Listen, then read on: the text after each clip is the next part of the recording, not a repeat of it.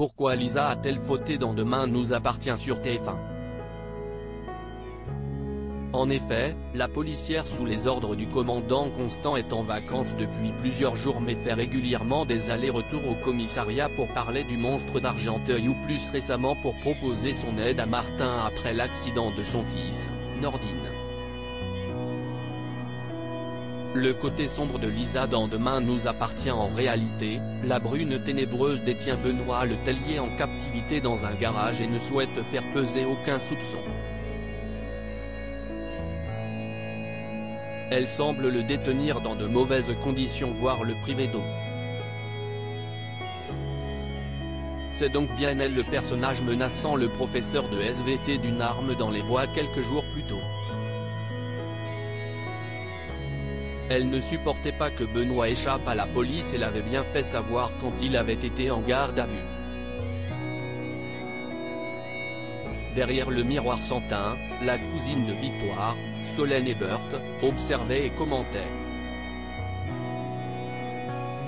De plus, Lisa a la quasi-certitude que son ami d'enfance est le monstre d'Argenteuil et est donc responsable de la mort de ses parents plusieurs décennies auparavant.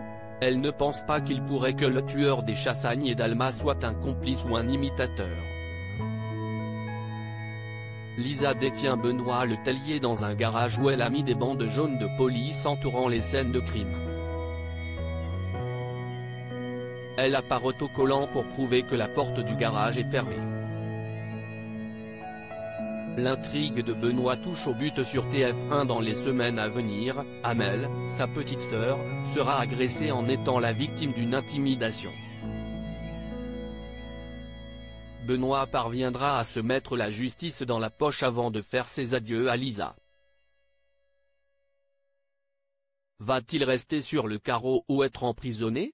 Dès ce vendredi 7 avril 2023, il parvient à s'enfuir.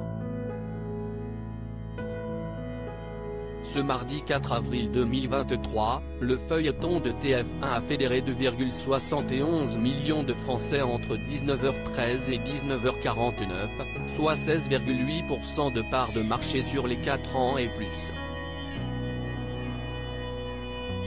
Sur une semaine, le soap a enregistré une perte de 1,4 point d'audience. Demain nous appartient est à retrouver du lundi au vendredi dès 19h10 sur TF1.